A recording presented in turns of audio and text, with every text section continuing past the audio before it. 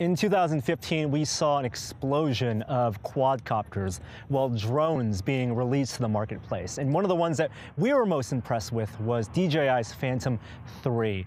The Phantom 3 Professional shot 4K video. It was stronger and more responsive than the Phantom 2. There was a new app that tethered directly to the transmitter, and it had new sensors, a sonar sensor, an optical sensor for stabilizing it as you landed it. Incredible features, we really loved it. So what could DJI do next for its Phantom line? Hey everybody, it's Norm from Tested, and today I'm going to introduce you guys to the Phantom 4.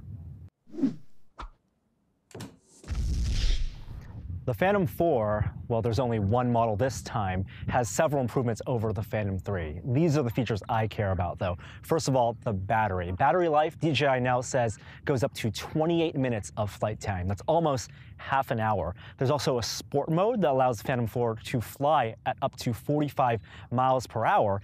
And new optical sensors, new cameras on the front and bottom of the quadcopter allow it to use computer vision for automatic guidance and tracking. We're going to chat with DJI to learn how these features work and then test them out ourselves. Hey Adam, good to see you. Thanks, Norman. So this is Adam from DJI, and Adam, tell me about the Phantom 4. What's different and new? So, Norman, this is the safest, easiest to fly, and most fun drone that DJI has produced to date. It has a number of really interesting features that make that possible. The first of them is, of course, it's got 5 cameras on board. It's got a lot of imagery input, and for that we put a processor on board to handle all of that, and not just handle it, but make decisions. So we're in the world of machine learning now. It's computer vision. Absolutely, computer vision as a first step. What we're seeing here is it has forward-facing optical sensors, it has downward-facing optical sensors. In those directions, it's able to build an image, process an image. You say optical sensors, but we really mean camera. Like, I remember the Phantom 3 took some features from the Inspire 1, for example, the optical flow. There's one camera on the bottom, there's also sonar, that let it land by itself. Now you're putting 2 cameras on the bottom, 2 cameras in the front, so you have stereo vision, and then a processor in here. What does the processor do with that information? The processor is very interesting. So the first thing that I need to tell you about is obstacle avoidance. This is a craft that even with full stick forward, if you're pointed at an obstacle in front of it, it's got 60-degree range, 30-degree range. If it sees the obstacle in front of it, full stick forward, it won't fly into it. It will just stop.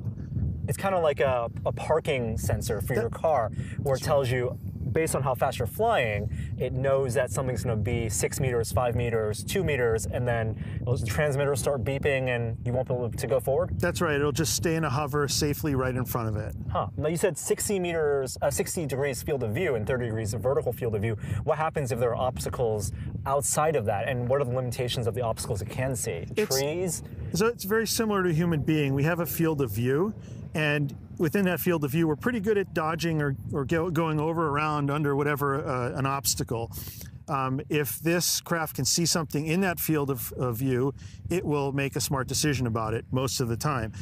We don't have sensors and eyes on the top of our head, so we might bump our head into something, and that is a possibility. But generally speaking, if you're flying this craft straight forward, it will see what's in front of it and make a smart decision to avoid it. Human beings also don't run backward or do figure eights and elevate like quadcopters do. So that's maybe something for down the road. But right now, if you're flying forward, 60 degrees, 30 degrees, and it can, at full speed, it'll be able to stop?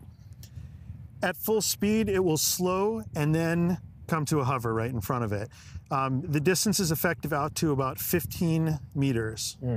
Now, there's a difference between normal mode and sport mode. This kind of avoidance system works in the normal mode, which I think compared to the Phantom 3, it's a little bit slower, but if you want to max out the speed up to 45 miles per hour, that's in sport mode.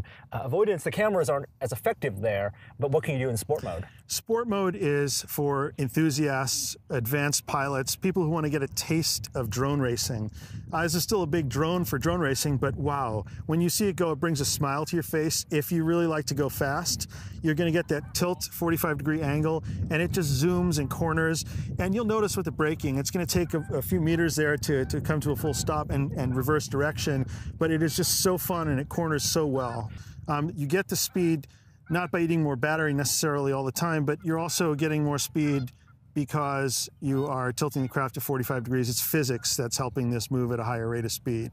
Okay, and that goes into some of the redesign. The props are also slightly redesigned. The way they mount onto the motors are designed. You don't spin them on like the Inspire 1. No, these are now, you just push them on, twist, and they lock into place. It's very, very good for safety at high speed. All right, well, we talked about avoidance, we talked about the new battery life. It's a little bit heavier, it's the sport mode, but the thing I really want to test out today is tracking, computer vision. So how does that work with the 5 cameras on board? So what happens is, preferably, let's say you have a subject who is not moving or slow moving, and you tap on that subject, or you can also draw around that subject. It recognizes a human form, and you tap it to start it. And once it has a track on that person, it builds a 3D image. And algorithmically, it's smart enough to know that human beings can turn their head, can turn their profile. They look different when they walk. They move their arms, they move their legs. They will still stay on you. If you're on a bicycle, you draw around the bicycle, it will recognize you and the bicycle as a shape, and that it changes shape. When it changes direction, it might move into profile. And essentially what it's doing is it's staying on you. There's no gimmick here. There's no bracelet or necklace needed. It's following you because it senses and sees you and builds an image of you. Now, how fast, what are the limitations of the subject being tracked? Like, where can that subject move relative to the quadcopter, and how fast can they move? So you're limited, again, by camera's field of view, but essentially, if you're walking at a slow or brisk pace, no problem. Running is fine. Jumping, it will stay on you as well. You can even make it with one stick move, orbit around you. This is a move that a really trained pilot would find hard to maintain, that perfect orbit around you. And this can do it, the Phantom 4 can do it every single time. If you hid behind a table or a fence, it would lose track on you because it just can't see you. And then after a few seconds, it would break off the track and it would just hover safely right where it is. Also, if I walk underneath the drone, the camera's going to go down as far as it can go, and then it loses you. But knowing that, generally, if you're in front of this drone, moving with the drone, it will follow you. The Phantom 4 is smart enough to know where you are. There's a lot of features on here that allow it to pilot itself automatically with your control, tapping the app, tap and fly. And that's why you're also changing the transmitter. Now there's going to be a dedicated button to stop it whenever you want. We built this with safety and confident flying in mind, and that's just one thing. If it's flying and you're sort of not sure exactly what's happening, or you change your mind about something and you're not sure exactly what you want to do next, you hit the pause button and the drone will slow to a hover and just stay there until you make up your mind about where to redirect it. And then it also inherits all the features from the Phantom 3 line, including even the SDK, all that return to home features, all that stuff? Yes, it does. It also has intelligent flight modes. Return to home is good. It engages obstacle avoidance on the way back. So that's an added plus and an added safety feature. We also have some redundancy built in to make this more dependable, reliable, and to make people more confident. We've got dual IMUs and dual compasses on board. Awesome. Well, sounds like there's a lot to test with the Phantom 4. I'd love to get some of that testing done today. Thanks for sharing this information with us, Adam. My pleasure.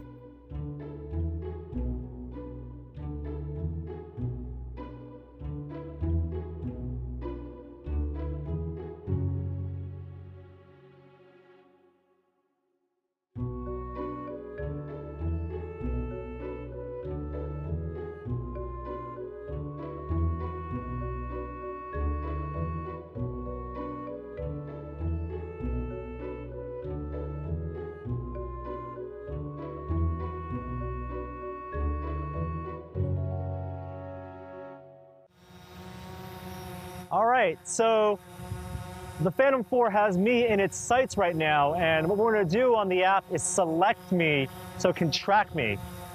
Let me know when it's tracked over there.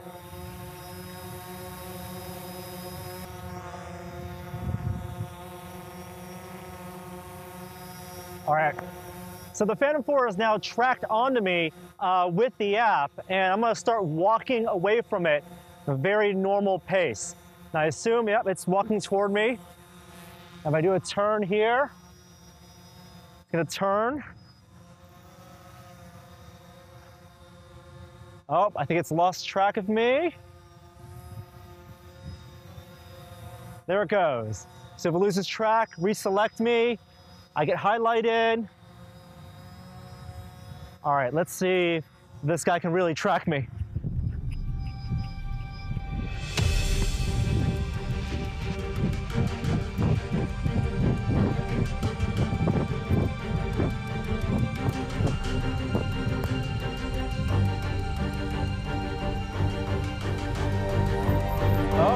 goes. A little too fast. Alright, as you can see, that active subject tracking didn't work perfectly, but it did regain tracking. It found me again without the user having to reselect me, and as you can see, the obstacle avoidance system is also at work there, indicating how far I am away from the quadcopter. Now what's really going to be interesting is for cinematographers to use this to do things like have the quadcopter follow someone, and then just using one stick on the transmitter, circling around the subject, or even using the other stick to fly further away or closer and doing these kind of sweeping pans. That's going to be really cool as long as you're doing a precise movement. Another caveat is that as you walk toward light like the sun, the glare from the sun is actually going to be inhibiting the active subject tracking, and you'll be able to see that as I run toward the sun right now. What I'm also going to try to do is activate both the active subject tracking and the obstacle avoidance system. So as I walk between these two flags, you'll see if the quadcopter detects, gets too close, and then it stops. Pretty cool. So there you have it, our quick hands-on time with DJI's new Phantom 4 quadcopter. A bunch of features in this year's model that differentiates it from last year's, but as you can see, there's still going to be a bunch of testing that we're going to need to do before we can determine whether it's worth the upgrade or even worth buying the quadcopter. The new vision systems, the active subject tracking and active obstacle avoidance systems didn't work perfectly in our quick tests, but I'm going to be really interested to see how cinematographers are going to use the subject tracking to film subjects in new and interesting ways, and also whether the obstacle avoidance system is going to be useful for new flyers as well as experienced flyers to fly and give them some more peace of mind, given that the obstacle tracking only works in front of the camera's field of view in that 60 degrees. Now, battery life, that's a big deal. 30 minutes potentially of battery life, or 28 as DJI says it. I'm going to be testing that heavily because I think that's a big benchmark for quadcopters of this class and size. And of course, the new sport mode, that increased speed up to 45 miles per hour. That's just a toggle on the transmitter now between that and the normal flight mode. But here's a caveat, the normal flight mode is actually slower than it was in the Phantom 3. And I think they had to do that so that the new vision systems could actually work at that frame rate and at that pace, but they compensated, of course, by giving you the sport mode and giving it more maneuverability to give you that simulated FPV flight. Now, speaking of FPV, the transmitter itself doesn't have built-in HDMI out, so you're going to need to buy an accessory, I think, in the future if you want to attach it to a headset, a HMD. And the transmitter itself is slightly different from the Phantom 3 model. It has that toggle for sport mode, and also as a button so you can pause the quadcopter in flight at any time. If it flies off into the distance autonomously, you can just press the button, it'll stop, and then you can bring it back home. A couple other features we didn't talk about with the camera's actual vision system. I think it's using the same 4K sensor as the Phantom 3, but what's changed this time is the optics. So the lens itself, which while it has a 94-degree field of view for capturing video, it actually is supposed to be better about distortion and chromatic aberration around the edge of the frame, so you're going to get a cleaner picture. And based on that sample footage that we got back on the Phantom 4, that seems to be the case. The camera can now also shoot at 120 FPS at 1080p, so that technically counts as high-speed video at 120 frames per second. The big question now for existing owners of Phantom 3 is whether to upgrade. It is a $1,400 quadcopter, and also for new buyers, whether they want to buy a new quadcopter on the high end with this Phantom 4 or get something from last year that's discounted, like a Phantom 3 Advanced or Professional. The Phantom 4 is going to require a lot more testing. We'll be doing that on the site, but it is available for pre-order now and will come out on March 15th, both on the DJI's flagship stores as well as Apple stores as well. Well, that's it for this video. We'll have plenty of more gear, more testing, more previews on the site. Like our video, subscribe to our YouTube channel. Hope you enjoyed this one. I'm Norm, and we'll see you next time. Bye.